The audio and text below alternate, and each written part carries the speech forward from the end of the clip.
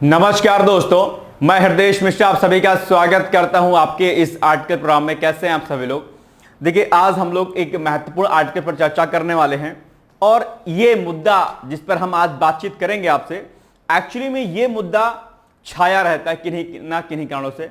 क्योंकि आप जानते होंगे भारत एक बड़ी आबादी वाला देश है और ऐसे में निश्चित तौर पर कहीं ना कहीं जो है बड़े बड़े आयोजन, बड़े बड़े समारोह आदि होते रहते हैं। चूंकि धार्मिक रूप से भी अगर हम देखेंगे तो धार्मिक रूप से भी बड़े बड़े आयोजन होते रहते हैं और उन आयोजनों में, क्योंकि आज आर्टिकल का टॉपिक क्या है, टॉपिक है भविष्य में भगदड़ से रोकने के उपाय। क्या भविष्य में भगदड़ को रोकने के उपाय हैं। यानी कि अगर भारत इतना बड़ा देश है, सांस्कृतिक, ठीक है, विविधता से परिपूर्ण है अपने आप में, ठीक है, धार्मिक रूप से भी ज्यादा चीजें यहां पर होती रहती हैं। बड़ा देश है तो राजनीतिक पार्टियां भी अलग अलग प्रकार की हैं, उनके अपने समारोह होते रहते हैं। इसके अलावा राष्ट्रीय अंतर्राष्ट्रीय स्तर पर जो है अलग अलग प्रकार के समारोह और आयोजनों का जो है होना यहां पर मतलब तय रहता है कि भैया होगा हर महीने कहीं ना कहीं कुछ बड़ा आयोजन। ऐसे में जो एक समस्या बड़ी आती है वो आती है भीड़ को कंट्रोल करना। क्योंकि अक्सर जो बड़ी घटनाएं देखनी गई हैं वो दरअसल भीड़ के कारण देखी गई हैं। और जो भीड़ की समस्या होती है, ऐसा नहीं रहता है कि उसमें कुछ ऐसी चीज रख दी गई हो या ऐसा कुछ कर दिया गया हो जिससे चीजें गड़बड़ जाएं। किसी अफवाहों के फलस्वरूप या मिसमैनेजमेंट की वजह से या फिर आकलन नहीं कर पाना कि इतना बड़ा स्टेडियम है, इतना बड़ा जो है कार्यक्रम स्थल, तो कितनी भीड़ आ जाएगी तो हम इसको कैसे मैनेज करेंगे, कैसे कंट्रोल आदि करेंगे। ये एक बड़ी समस्या के रूप में देखने को आपको मिलता है। आप भी जहां रहते होंगे वहां पर भी बड़े बड़े आयोजन आदि होते होंगे, बड़ी बड़ी राजनीतिक पार्टियों के सम्मेलन और चुनावी आयोजनों का जो सम्मेलन चलता है वो भी चलता रहा होगा। आपने देखा होगा कि किस तरह की चीजें डाइवर्ट कर दी जाती है, यहाँ पे रोड डाइवर्ट कर दी जाती है, कुछ ना कुछ कर दिया जाता है। बावजूद इसके आपने अक्सर देखा होगा ये समस्या देखने को मिलती है।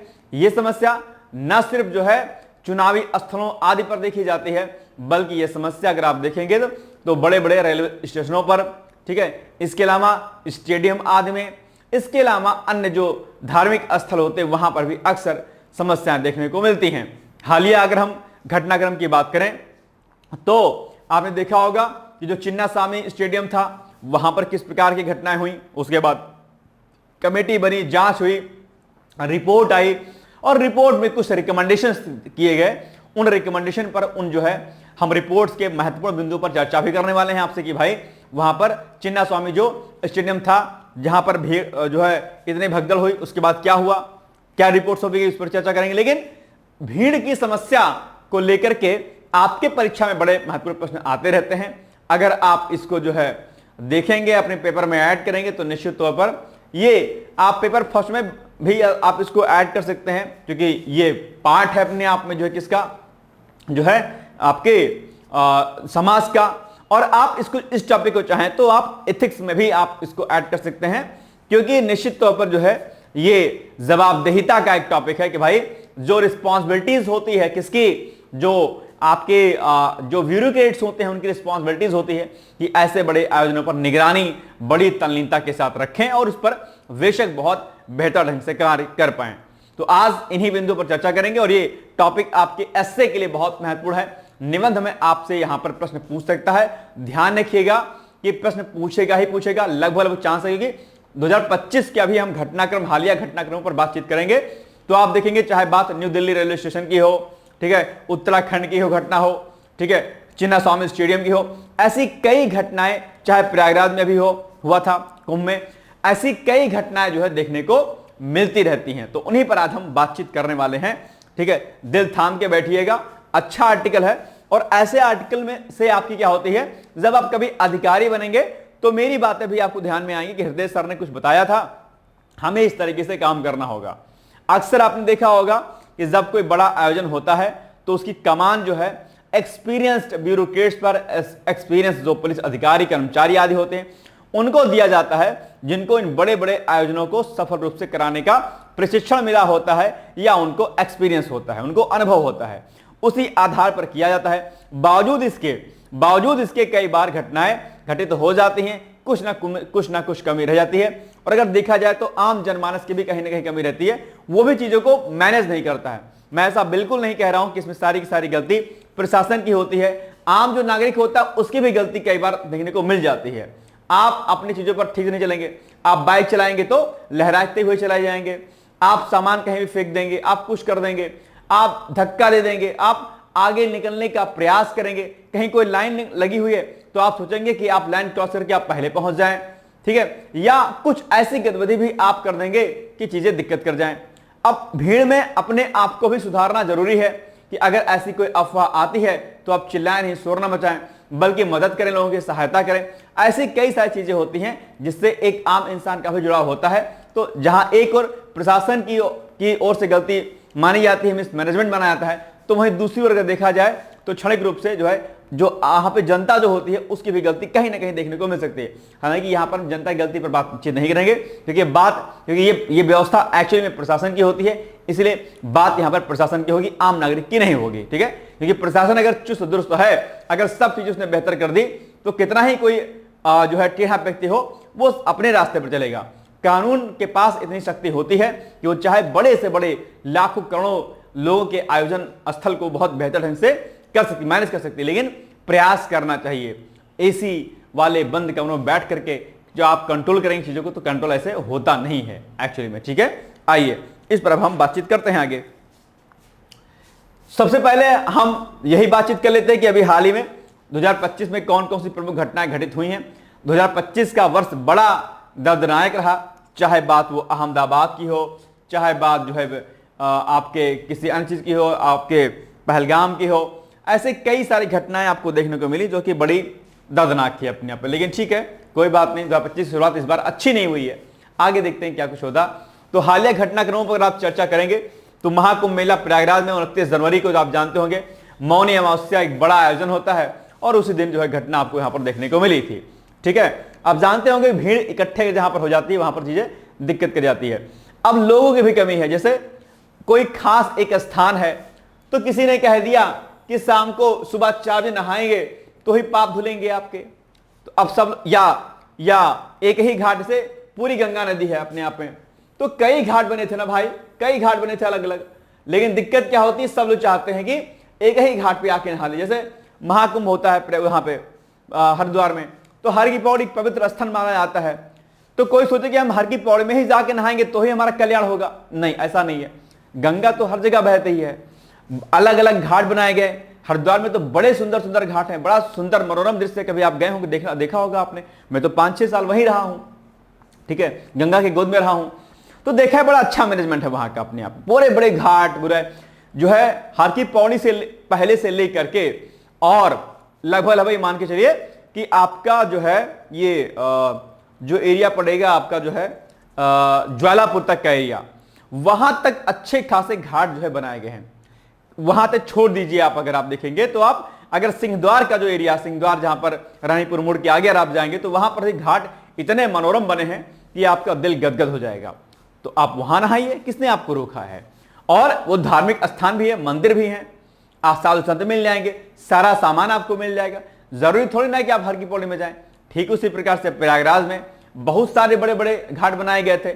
इस बार तो बड़ी अच्छी व्यवस्था सरकार ने की थी कि बड़े अच्छे मनोरम स्थल बनाए थे, आप वहां जाते। लेकिन दिक्कत क्या होती है कि हमको एक ही जगह नहाना है, एक ही जगह नहाएंगे तो दिक्कत हो जाएगी अपने आप, है ना। ये हमारी अपनी बेसिक समझ होनी चाहिए कि हमें क्या करना क्या नहीं करना है।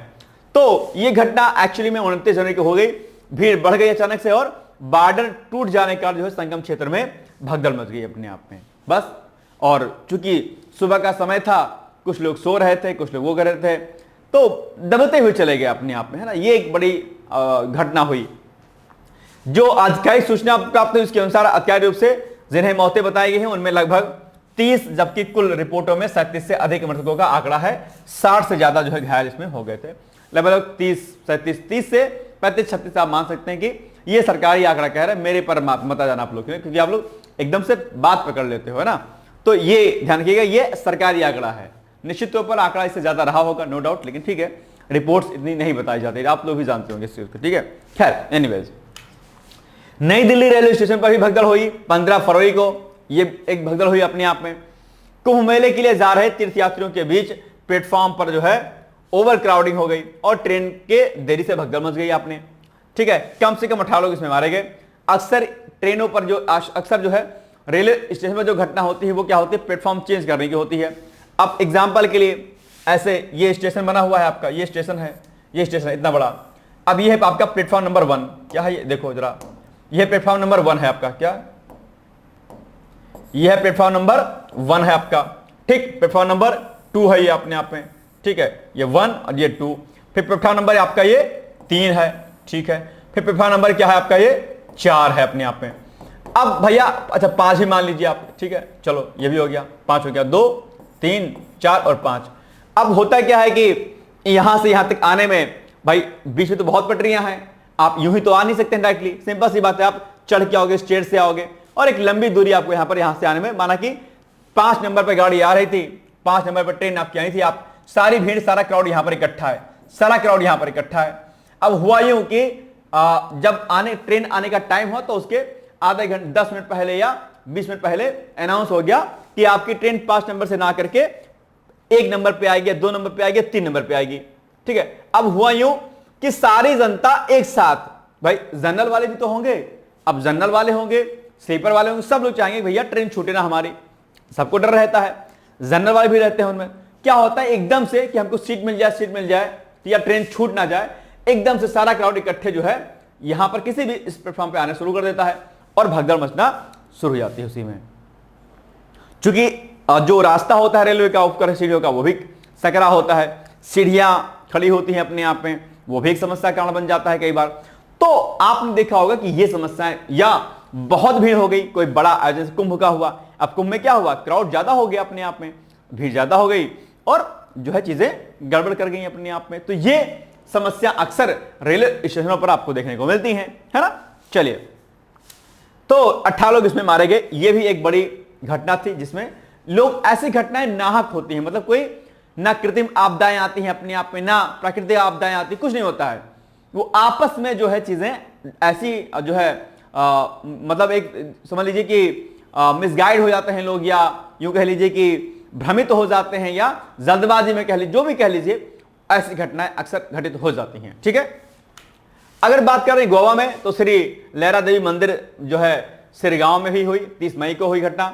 मंदिर उत्सव के दौरान भीड़, गलत प्रबंधन और कतार व्यवस्था में कमी के चलते भगदड़ मच गई। देखो क्या है, गलत प्रबंधन, ये एक जो बड़ा काम बनता है ये होता है, इसमें प्रशासन की बड़ी महत्वपूर्ण भूमिका होती है। मैनेजमेंट अगर सरकार के तौर पर या प्रशासनिक स्तर पर अगर किया जाए मजबूत तरीके से, तो दिक्कतें आएंगे नहीं। हमारे पास पर्याप्त पुलिस बल होते हैं, पर्याप्त अर्धसैनिक बल होते हैं, पर्याप्त हमारे पास वॉलंटियर्स होते हैं अलग अलग, वो सब कुछ मैनेज कर सकते हैं। लेकिन दिक्कत क्या है, जिम्मेदारियां जल्दी आजकल अधिकारी नहीं लेते हैं, और जब तक आप वास्तविक रूप से जिम्मेदारी नहीं संभालेंगे तब तक ऐसी घटनाएं आगे भी घटित होती रहेंगी। हालांकि ईश्वर ना करे ऐसी बड़ी घटनाएं हो, लेकिन क्योंकि उन बड़ी घटनाओं में हम में से कोई भी एक भी हो सकता है, इसलिए ऐसी घटनाओं पर जो है क्या किया जाए, रोक लगाया जाए। आप लोग ध्यान दिया करिए कि अगर जब भी ऐसी कोई भगदड़ हो, आप तुरंत साइड हो जाइए, भागे भोगे नहीं, ठीक है, कि भाग जाना नहीं, ऐसा कुछ भी नहीं करना है आपको, ठीक है। जहां है वहां खड़े हो जाइए चुपचाप से, साइड में आकर के, बस बात खत्म। चलिए, इसमें जो है 6 लोगों की मौत की सूचना आई और लगभग 100 लोग उसमें घायल हो गए थे, ये जो घटना आपकी हुई। इसके अलावा बेंगलुरु में घटना हुई, आरसीबी विजन परेड भगदड़ में 4 जून को घटना हुई। आरसीबी के आईपीएल जीत पर विजन कार्यक्रम के लिए भारी जमा भीड़ के कारण स्टेडियम में बाहर भगदड़ हो गई और प्राप्त सूचना के 11 लोगों की मौत हो गई, ये जिस पर अभी हाल ही में चीजें हुई हैं। तो ये घटनाएं हुई आपके सामने, ठीक है।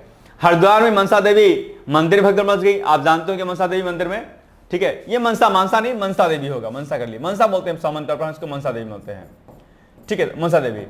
तो वहां पर भी क्या हुआ, भीड़ बढ़ गई और चीजें वहां पर भी क्या कर गई, दिक्कत कर गई। 27 जुलाई को अभी हाल ही में हुआ घटना ये, है ना। हरिद्वार के मनसा देवी मंदिर के पास भगदड़ हुई, प्रारंभ में इलेक्ट्रिक शॉक की अफवाहें, बाद में स्पष्टीकरण अज्ञात रहा। इलेक्ट्रिक शॉक मतलब ये अफवाह उड़ गई कि इलेक्ट्रिक शॉक हो रहा है और भीड़ भागने लगी और इतनी बड़ी घटना हो गई। ये जो समस्याएं होती हैं अपने आप में, इस पर जो है, इस पर प्रशासन आदि को, या जो भी मंदिर आदि की कमेटी होते हैं, या जो भी धार्मिक स्थल होते, कोई भी हो, किसी भी धर्म के धार्मिक स्थल हो, वहां पर चीजों को बहुत बेहतर ढंग से करने का प्रयास किया जाए। क्योंकि जब बात आस्था से जुड़ी होती है और जब आस्था अस्थायी जगहों पर ऐसी घटनाएं होती हैं तो कई बार लोग कटाक्ष करते हैं, अच्छा इस भगवान के यहां गए थे बचा लिया क्या भगवान ने, अच्छा जी मंदिर मस्जिद गए थे बचा लिया क्या अल्लाह ने, अच्छा गुरुद्वारे गए थे क्या बचा लिया क्या। नहीं, ये जो कटाक्ष होता है ये नहीं होना चाहिए। कई बार आप जो है धार्मिक जो आपके भीतर जो एक आक्रामकता होती है वो नहीं होनी चाहिए। हम किसी पर टीका टिप्पणी हमें करने का हक नहीं होना चाहिए। इससे भी सामाजिक जो है सामंजस्य जो है क्या होता है, विघटित होता है। जब ऐसी घटनाएं घटित होती हैं तो आपने देखा होगा कि राजनीतिक रूप से सामाजिक रूप से भी आपस में द्वेष भावना क्रिएट होने लगती है। कोई कहेगा अच्छा तुम्हारे भगवान तो इतने बड़े मजबूत थे, क्यों नहीं बचा लिया तुमको, तुम तो गए थे 4 धाम की यात्रा पर, क्यों भूस्खलन आ गया, क्यों तुम मर गए, या क्यों इतने लोग मारे गए।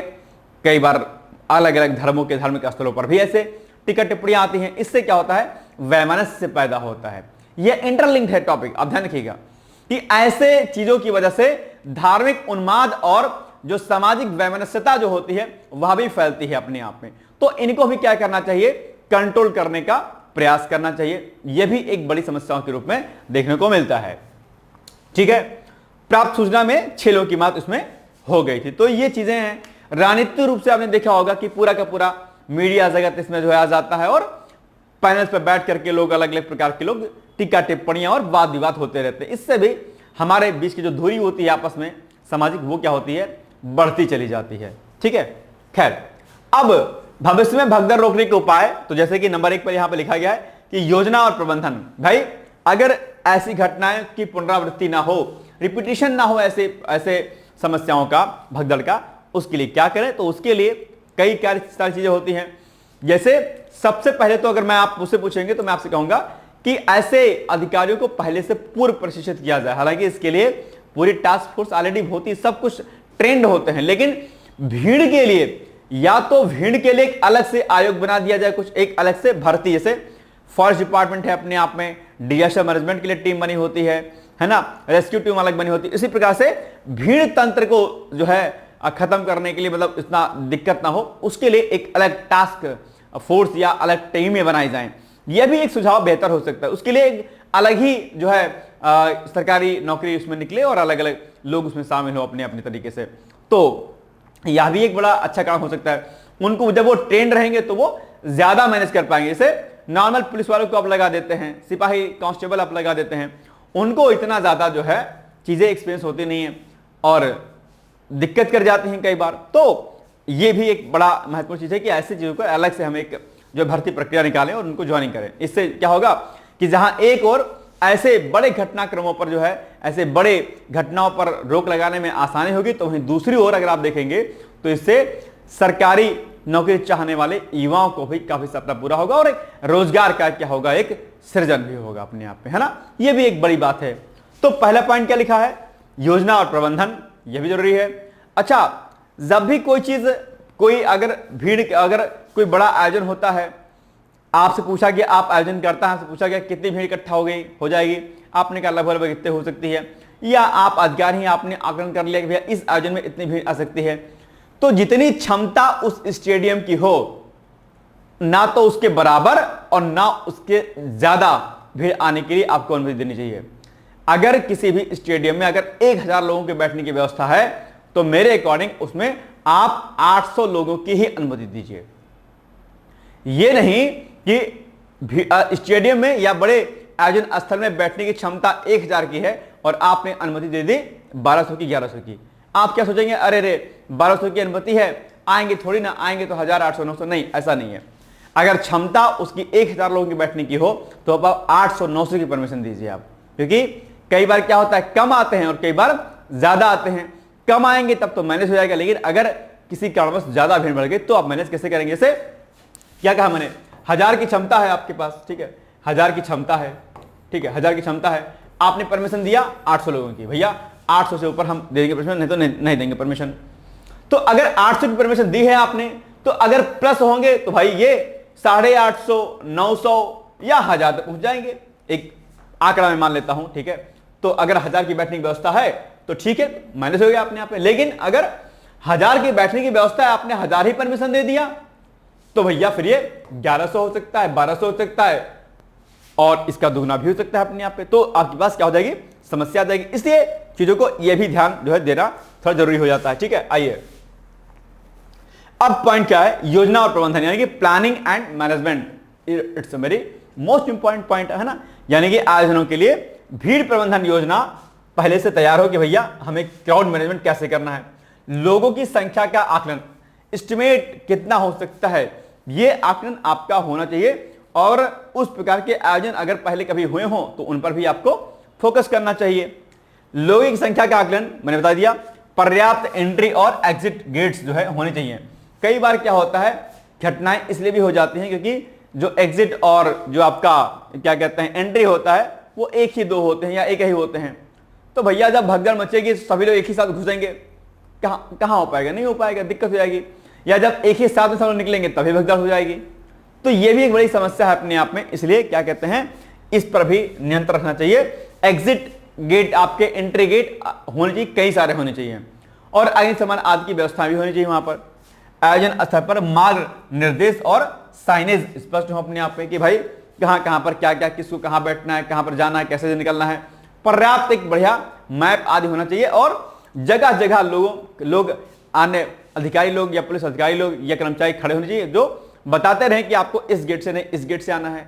अगर कोई बड़ा स्टेडियम है एग्जाम्पल के लिए, ठीक है, ठीक है, अगर कोई बड़ा स्टेडियम है अपने आप में तो आप बता दीजिए कि भैया अगर कोई इधर से आता है तो उनके लिए ये एग्जिट गेट है या ये एंट्री गेट है, कोई इधर से आ रहा है तो उनके लिए ये एंट्री गेट है, ये एग्जिट गेट है। आप गाड़ी की पार्किंग यहां करेंगे, एक बढ़िया तरीके से मैनेजमेंट आप वहां पर कर सकते हैं। ठीक है, चलिए अब अगर बात हम तकनीकी उपाय की करते हैं, ठीक है, तो उसमें सीसीडी कैमरे हो गया, ड्रोन हो गया, और आजकल जो सबसे बड़ी बात है वो एआई टेक्नोलॉजी हो गई अपने आप में। ये एक बड़ा जो है अच्छा चीज अब हो रही है कि एआई के माध्यम से हम काफी बड़े स्तर पर बृहद रूप से जो है हम चीजों को मैनेज कर सकते हैं। एआई का इस्तेमाल हम बेहतर ढंग से कर सकते हैं। तो ये भी एक आपके सामने एक अच्छा जो है चीजें हो सकती हैं। ठीक है, और इसके अलावा मोबाइल ऐप, एसएमएस अलर्ट से लोगों की भीड़ को भी नियंत्रित किया जा सकता है, उनको सटीक जानकारी दे सकती है कि भैया अब क्राउड बढ़ने वाला है, आप यहां पर रुक जाएं, पार्किंग आप यहां पर करें, अभी यहां पर ना है। तो ये जो आप जो डिजिटलाइजेशन जो कर रहे हैं एक बड़े स्तर पर, इस डिजिटलाइजेशन का भी एक बड़ा बेनिफिट जो है आपको मिल सकता है। तो ये भी चीज आप लोग क्या करिएगा, कर सकते हैं। तो ये चीज आपको ध्यान रखनी है। लाउड स्पीकर और सार्वजनिक उद्घोषणा प्रणाली से दिशा निर्देश जारी कर सकते हैं। जगह जगह पर लाउड स्पीकर लगे हों जहां पर हर 1 मिनट की सूचना दी जाए। जैसे कोई बड़े घाट पर नहान स्नान हो रहा है, तो अगर आपको लगे कि भाई उस पर्टिकुलर घाट पर जो है क्या हो रहा है, भीड़ बढ़ रही है, तो आप क्या करें कि लाउड स्पीकर से माध्यम से कह दें कि आप अगर यहां इस घाट पर आ रहे हैं तो आप क्या हो, आप दूसरी तरफ मूव ऑन कर जाएं, या आपके लिए दूसरा रास्ता है, या कुछ देर बाद आए, ऐसा कुछ करें, कुछ अनाउंस कर सकते हैं आप। ठीक है, यह भी एक बड़ी जो चीजें हो जाएंगी आपके लिए। दूसरा, सुरक्षा बल और प्रशासनिक तैयारी, यानी कि पुलिस और सुरक्षा कर्मियों की को भीड़ नियंत्रण का विशेष प्रशिक्षण दिया जाए। तो ये तो दिया जाए जो कि दिया ही जाता है, लेकिन जो कि अभी मैंने आपसे शुरुआती दौर में कहा था कि अगर भीड़ प्रबंधन के लिए, भीड़ जैसी समस्याओं को रोकने के लिए अगर अलग से टास्क फोर्स ही गठित कर दी जाए तो भी एक अच्छी बात है। इसके 2 तरीके हैं, एक या तो नए सिरे से वैकेंसी निकाली जाए, एक या फिर जो है जो हमारे अधिकारी होते हैं उन्हीं में से एक अलग से डिपार्टमेंट बना दिया जाए। ठीक है, यह भी एक अच्छा तरीका हो सकता है। लेकिन जो पहला तरीका है उससे क्या होगा, रोजगार का सृजन भी होगा अपने आप में, यानी कि युवाओं को नौकरी का एक वो भी मिलेगा, है ना, फायदा मिलेगा। आपात स्थिति अगर आती है तो उसको राहत के लिए कंट्रोल रूम और मेडिकल टीमें मौजूद हो। मेडिकल टीम ये एक बड़ा मुद्दा है भाई साहब। कई बार क्या होता है कि मेडिकल सुविधाएं ना मिल पाने की वजह से भी जो है मौतें ज्यादा हो जाती हैं। इस पर भी जो है ध्यान देना चाहिए। मेडिकल जो सुविधाएं होती हैं उस पर जो है चीजें और अच्छे से होनी चाहिए, क्योंकि जब मेडिकल सुविधाएं होंगी तो क्या होगा, जो लोग इलाज ना मिल पाने की वजह से जो एक्सपायर हो जाते हैं वो क्या हो जाएंगे, बच जाएंगे। ठीक उसी प्रकार से जैसे जो सड़क दुर्घटनाएं होती हैं, सड़क दुर्घटनाओं में भी यही समस्या होती है।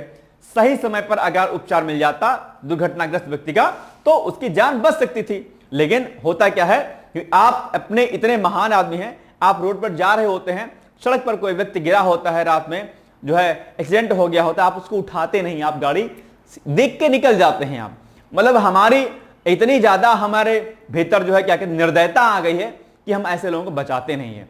सड़क पर कोई किसी को मार रहा होता है, आप खड़े होकर वीडियो बना रहे होते हैं, आप उसको रोकते नहीं है। ये सब हमारी जो एक दिक्कतें हैं इसको हमको दूर करनी चाहिए, है ना। हमेशा लोगों के काम आना चाहिए, किसी के काम जो आए उसे इंसान कहते हैं, पराया दर्द जो अपनाए उसे इंसान कहते हैं, कभी सुख है कभी दुख है, इसी का नाम जीवन है ना। तो ये बात ध्यान रखिए कि दूसरों के लिए जीना है हमें, है ना। चलिए, रैपिड रिस्पांस टीम ये होती हैं और एम्बुलेंस आदि होती हैं, लेकिन इसको हमेशा जो है क्या किया करना चाहिए, हमेशा जो है एकदम रेडी मोड में रखना चाहिए। भैया आया कुछ बात हुई कि फट से आप जाइए, निकल जाइए तुम काम पे, है ना। चलिए, भीड़ के लिए मार्गदर्शन, पब्लिक अवेयरनेस जरूरी है बहुत ज्यादा। प्रवेश से पहले लोगों को लाइन में चलने, धक्का ना देने और धैर्य रखने के लिए प्रेरित करें कि भैया आराम से चलिए, प्यार से चलिए, अच्छे से बात कीजिए। कई बार लोग गुस्से मत करते हैं, ऐसे नहीं करना है डांटते हैं होमगार्ड लोग, पुलिस वाले अधिकारी कई बार डांटते हैं तो एकदम गुस्सा आता है लोगों को, अरे यार लो हम एकदम इतने दूर से आए हैं और तुम डांट रहे हो मेरे को। वो भी गुस्सा वाला हो जाता है, प्रतिक्रिया होती है। प्यार समझाना है कि नहीं, आपको लाइन से चलना है, धक्का नहीं देना है, आपस में थोड़ा सा डिस्टेंस मेंटेन करते हुए चलना है ना। तो ये सब बातें आराम से प्यार से अगर कही जाए तो लोग मानते हैं, ऐसा नहीं कि नहीं मानते हैं, है ना। आयोजन स्थलों पर वॉलंटियर्स आदि को लगाया जाए, जो कि लगे ही होते हैं मोस्टली। पोस्टर, घोषणाएं, जागरूकता अभियान चलाए जाए पहले से ही। जैसे कोई बड़ा अगर आयोजन होने वाला है, फॉर एग्जाम्पल ये एक बड़ी बात मैं कह रहा हूं, अगर कुंभ ही मेला आयोजित होने वाला है तो क्या किया जाए, जिला प्रशासन के माध्यम से, तहसील प्रशासन के माध्यम से क्या किया जाए कि गाड़ियों के माध्यम से, पोस्टरों के माध्यम से, जैसे कुंभ होने वाला था तो कुंभ के पहले यह होना चाहिए था कि जिला स्तर पर, तहसील स्तर पर, ग्रामीण स्तर पर ग्राम प्रधान के माध्यम से, ब्लॉक स्तर पर वीडियो के माध्यम से, जिला स्तर पर डिस्ट्रिक्ट मजिस्ट्रेट और आदि अन्य जो अधिकारी होते हैं उनके माध्यम से, लाउड स्पीकर के माध्यम से, पोस्टर बैनर्स के माध्यम से सारी जानकारी दी जाए कि आपको जाना है वहां पर तो आप ऐसे जाएंगे, भीड़ कंट्रोल करने के लिए यह हो किया जाएगा। और जैसे अब भीड़ खूब बढ़ रही थी वहां पर प्रयागराज में, तो क्या करना चाहिए था, यह जिम्मेदारी थी कि हर गांव में सूचना जो है एसडीएम के माध्यम से, तहसीलदार के माध्यम से चलाई जाती कि भैया अभी आप मत जाओ प्रयागराज। हालांकि लोग मानते नहीं थे, अलग बात है, लेकिन ये चीजें पहले से अगर जागरूकता अभियान अगर चलाया जाता तो इससे कंट्रोल इस पर होता। तो ये पॉइंट भी आप अलग से नोट कर लीजिएगा। अब ये सब पॉइंट लिखा नहीं है, ये हमारे दिमाग की, मेरी दिमाग की उपज है। ऐसे ही आप अपने उत्तर लेखन में अपने मन की बातों को रख सकते हैं और यही एक अच्छे अधिकारी की पहचान होती है। जब आप मीटिंग में बैठेंगे, आप एसडीएम, डिस्ट्रिक्ट मजिस्ट्रेट रहेंगे, आप बड़े अधिकारी रहेंगे, तो आपके सामने आपसे राय ली जाएगी, भैया बताओ क्या किया जाए। तब आप अपने मन के चीजों को आप वहां पर रखेंगे, जैसे मैंने रखा। ठीक है, चलिए, तो लाइन में चला, ये हो गया। आयोजन स्थलों पर वॉलंटियर, सब सारी बातें हो गई। तो ये सब चीजें करके भी हम जो है पब्लिक अवेयरनेस करके चीजों को रोक सकते हैं। आपातकालीन प्रावधान, इमरजेंसी प्रोविजन, जैसे आपातकालीन निकास द्वार, इमरजेंसी एग्जिट का इंतजाम किया जाए कि भैया अगर कोई भीड़ बढ़ गई तो एक गेट ऐसा है जो इमरजेंसी, यानी कि वहां से हम लोग निकासी, जैसे बसों में इमरजेंसी गेट होता है, ट्रेनों में इमरजेंसी गेट होता है, ठीक है, प्लेन में होता है। इसी तरीके से इमरजेंसी गेट का होना आवश्यक होता है कि भैया अगर ऐसी कोई स्थिति आती है तो उस द्वार से लोग निकल जाएं। ठीक है, मेडिकल कैंप और फर्स्ट एड सुविधाएं हो और दुर्घटना पर भीड़ नियंत्रित करने के लिए बैरिकेडिंग और रूट डायवर्जन भी होना चाहिए अपने आप पे। ठीक है, चलिए, हालिया घटना की अगर बात करें तो आप, जैसा कि आपको पता होगा कि जो कर्नाटक में चिन्नास्वामी स्टेडियम में जो घटना हुई, उसके बाद जो है एक कमेटी बनी थी और कमेटी ने जो है अपनी एक रिपोर्ट, ये कमेटी बनी थी और इस कमेटी ने अपनी रिपोर्ट सबमिट किया और रिपोर्ट में कुछ रिकमेंडेशन दिए गए भैया कि आखिर हमें किन प्रणालीगत सुधारों और व्यवस्थागत बदलाव की आवश्यकता होती है। क्या कहा कमेटी ने, आइए हम एक एक करके इस पर थोड़ा सा फोकस कर लेते हैं। भाई क्या कहा कमेटी ने? कमेटी ने कहा कि स्टेडियम की संरचना और डिजाइन में सुधार किया जाए। यह भी एक बड़ी समस्या अपने आप में भैया, चिन्नास्वामी में जो घटना हुई निश्चित तौर पर एक बड़ी समस्या थी। प्रवेश और निकास बिंदु का नवीनीकरण हो, यानी कि भाई कहां से प्रवेश होगा, कैसा होगा, उस पर कई सारे द्वार लगाए जाए, इमरजेंसी गेट हो अपने आप में। ठीक है, आपातकालीन योजनाओं और आपात प्रतिक्रिया तंत्र का सुदृढ़ीकरण हो, यानी कि इमरजेंसी जो चीजें होती हैं ऐसी अगर घटनाओं के साथ में, तो उस पर खासा जोर दिया जाए। समन्वय और कानूनी प्रक्रिया की कमी होती है, ये दिक्कतें होती हैं, इसलिए आपस में कोऑर्डिनेट करना जरूरी है। हमारे देश में अक्सर जो समस्या आती है आपसी कोऑर्डिनेशन के ना होने की वजह से होती है। आपसी समन्वय नहीं होता है, कोऑर्डिनेशन नहीं होता है। जैसे कि एग्जांपल के मैं आपको बताऊं, जैसे आपके घर के सामने एक अच्छी सी, पहले आपके घर के सामने एक कच्ची सी रोड है, आपने खूब ज्यादा जो है प्रयास किया कि आपके घर के सामने की रोड बन जाए भैया, चूंकि कीचड़ होता है, बारिश में पानी भर जाता है, बहुत समस्याएं। आपने उस रोड को बनाने के लिए खूब ज्यादा प्रयास किया। आप नगर पालिका, नगर निगम से लेकर के मंत्री विधायक से लेकर के न जाने कहां कहां आपने पैरवी, सीएम ऑफिस तक आपने कर डाली, रोड नहीं बनी। बड़े जो है जद्दोजहद के बाद वो रोड किसी तरीके से बनी। ठीक है भाई, बन गई। अब जब रोड बन गई तो क्या हुआ कि सीवर लाइन नहीं बिछा। अब भैया सिंपल सी बात है, नाली बनाई है तो सीवर लाइन तो चाहिए होगा एक ना एक दिन तो। अब सीवर लाइन वाले आए, क्या किया उन्होंने, पूरी रोड खोद डाली। अब खोद डाली तो सीवर तो बिछा चले गए, लेकिन जो रोडिया उन्होंने तोड़ी थी उसको बनवा के नहीं गए वो भाई साहब। या फिर अंडरग्राउंड लाइट का काम होना है, या कुछ अन्य काम, या पाइप जो जल वाली योजना है उसके थ्रू पाइप डालना है अंदर, वो भाई साहब आए वो भी खोद डाल चले गए। अब खोद चले गए तो खोदी पड़ी हुई है, यानी कि एक तरफ तो रोड बनती नहीं थी, किस तरीके से बनी, तो आए दिन उसको सीवर वाले, कभी बिजली विभाग वाले, कभी जल विभाग वाले, या कभी कुछ अन्य कार्य करने के लिए आते हैं, सड़क खोद कर चले जाते हैं। आपसी कोऑर्डिनेशन नहीं है, यानी कि अगर कहीं रोड बन रही है तो आपसी कोऑर्डिनेशन होना चाहिए। भैया अगर रोड यहां बन रही है तो सीवर का काम हो जाए पहले, बिजली बिछाने का काम तार बिछाने का हो जाए, जल निकासी वाला काम हो जाए पहले, पाइपें बिछ जाएं, तब रोड बने आपस से, तो दिक्कतें नहीं होंगी फिर। लेकिन आपसी कोऑर्डिनेशन डिपार्टमेंट में नहीं होता है, इसीलिए समस्याएं होती हैं। ठीक उसी प्रकार से भीड़ में वाले भी जगहों पर आपसी कोऑर्डिनेशन नहीं होता है अपने आप में। हर डिपार्टमेंट में आपसी कोऑर्डिनेशन होना चाहिए, हर रोज मीटिंग होनी चाहिए आपस में अधिकारियों की, कर्मचारियों की, तब जाके मामला बढ़िया होगा। तो ये वहां पर कहा गया है। आपात चिकित्सा व्यवस्था मैंने बताया है कि मेडिकल सुविधाओं की प्रचुर व्यवस्था हो, एम्बुलेंस आदि से लेकर के जो भी आपकी चीजें होती हैं वो बेहतर ढंग से वहां पर होनी चाहिए। ठीक है, समीक्षा एवं स्थानांतरण की आवश्यकताओं पर भी जोर दिया जाना चाहिए। तो ये भी सारे पॉइंट जो है वहां पर बताए गए हैं। ओके, चलिए। रिपोर्ट सलाह देती है कि ऐसे निकट भविष्य के बड़े आयोजन इसके अनुकूल अन्य स्थलों में आयोजित किए जाएं जब तक सुरक्षा मानकों को पूरी तरीके से नहीं किया जाता है। जब तक सिक्योरिटी स्टैंडर्ड्स नहीं मेंटेन किए जाएंगे तब तक ऐसी घटनाएं की पुनरावृत्ति होती रहेगी, रिपीटेशन होता रहेगा। ऐसे में यह जरूरी हो जाता है कि प्रशासन पर इसको ध्यान देने के साथ इस पर प्रभावी रूप से जो है इस पर कार्य किया जाए। तो ये आज का आर्टिकल था। आई थिंक चीजों को आपको समझने में आसानी मिली होगी। अब शायद आप चीजों को बहुत बेहतर ढंग से कर सकते हैं और इसका फायदा आपको आगे मिलेगा। ठीक है, अच्छा आर्टिकल था। चलिए, अब इसी पर आधारित आपके सामने मुख्य परीक्षा के लिए प्रश्न है और निबंध में भी प्रश्न आपके सामने है। ये निबंध की अगर बात करेंगे तो ये निबंध आपके सामने आएगा, भारत में भीड़ प्रबंधन और भगदड़ की चुनौतियां, इस पर एक अच्छा सा निबंध आएगा। तो अगर आप आरओ के अभ्यर्थी हैं तो आप क्या कीजिए, आप लिखिए इस एसओ को कितने शब्दों में, आप लिख लीजिए इसको जो है 600 शब्दों में। अगर आप पीसीएस के अभ्यर्थी हैं, यूपी पीसीएस के, तो आप इसे 700 शब्दों में लिख लीजिएगा। और अगर आप यूपीएससी के अभ्यर्थी हैं तो आप इसे 1000 वर्ड्स में इसको लिखने का प्रयास कीजिएगा। ठीक है, ये एसए का टॉपिक है आपका। अच्छा है, लिखिएगा। कोई दिक्कत अगर आपको होती है तो आप 860444092201 पर आप मुझसे संपर्क कर सकते हैं। ठीक है, अब अगर मेंस की परीक्षा करते हैं तो वहां पर प्रश्न क्या बन सकता है मेंस में, तो ये यूपीएससी पीसीएस या अदर स्टेट पीसीएस किसी में भी बन सकता है। प्रश्न क्या बन सकता है इस टॉपिक पर, तो भारत में धार्मिक एवं सांस्कृतिक आयोजनों में बार बार होने वाली भगदड़ की घटनाओं के कारणों का विश्लेषण कीजिए, यानी कि एनालिसिस करना है तथा इनके निवारण हेतु ठोस उपाय समझाइए कि भाई आखिर ऐसे धार्मिक स्थलों पर ऐसी घटनाएं क्यों होती रहती हैं, इसके क्या कारण है, इसका एनालिसिस करना है, विश्लेषण करना है और फिर इसका आपको निवारण करना है, इसका एक ठोस उपाय बताना है। लिख ले जाएंगे। दूसरा, सुरक्षित आयोजन ही सफल आयोजन है। क्या? सुरक्षित आयोजन ही सफल आयोजन है। उपयुक्त उदाहरण सहित इस कथन की पुष्टि करना, इसको आपको समझाना है। ठीक है, भीड़ प्रबंधन में तकनीकी उपायों की भूमिका पर चर्चा कीजिए। बहुत अच्छा प्रश्न है अपने आप में।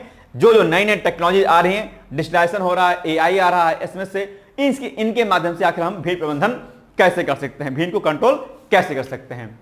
तो ये मेंस के आपके 3 प्रश्न और आपका एसए का 1 प्रश्न, इस पर आप जो है लिखिएगा। बाकी कोई दिक्कत होती है, जैसा कि मैंने आपको बताया कि सीधे आप हमें इस नंबर पर 86044409, ठीक है, 201, इस पर आप हमसे संपर्क कर सकते हैं। 860444092201।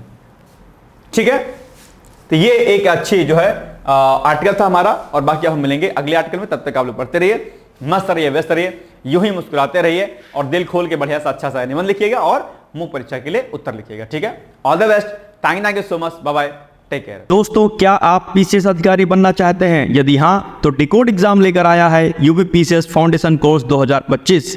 यह एक ऑल इन वन कोर्स है जिसमें प्रीलिम्स मेंस दोनों ही परीक्षाओं के लिए वीडियो लेक्चर, NCERT और standard books based bilingual notes उपलब्ध कराया जा रहा है। इस कोर्स में प्री और मेंस के सभी प्रीवियस ईयर क्वेश्चंस पेपर भी वीडियो लेक्चर के माध्यम से कोर्स में सम्मिलित होंगे। साथ ही साथ में कोर्स का कंटेंट गुणवत्तापूर्ण होने के साथ ही साथ एग्जाम ओरिएंटेड है, जिससे कोर्स लेने वाले स्टूडेंट्स को कोई भी बाहरी पुस्तक या नोट्स पढ़ने की आवश्यकता न पड़े। इस कोर्स में प्रीलिम्स और मेंस के टेस्ट सीरीज तथा आंसर राइटिंग प्रोग्राम भी शामिल है, जिसके साथ ही साथ टेलीग्राम ग्रुप में रेगुलर टॉपिक वाइज टेस्ट कराए जाएंगे। इसके साथ ही CSAT, निबंध तथा सामान्य हिंदी की अतिरिक्त कक्षाएं भी चलाई जाएंगी तथा हमारे कोर्स से परीक्षा में सफल होकर इंटरव्यू देने वाले विद्यार्थियों को इंटरव्यू की भी तैयारी कराई जाएगी और अंतिम परिणाम कुछ भी हो, पूरी फीस उन्हें रिवार्ड के स्वरूप जो है वापस कर दी जाएगी तथा अगले बैच में उन्हें निःशुल्क प्रवेश प्रदान किया जाएगा। उल्लेखनीय है कि डिकोड एग्जाम एक संस्थान के रूप में 5 वर्ष के अपने सफल कार्यकाल में अब तक 55 से अधिक विद्यार्थियों को विभिन्न परीक्षाओं में अंतिम सफलता दिलाने में अपना सफल योगदान दे चुका है। इस कोर्स की फीस 15,000 रुपये निर्धारित की गई है, लेकिन पहले प्रवेश देने वाले 100 विद्यार्थियों को 3,000 रुपये की विशेष छूट दी जा रही है। और अधिक जानकारी के लिए हमारे संस्थान के नंबर 6307495944 पर संपर्क करें।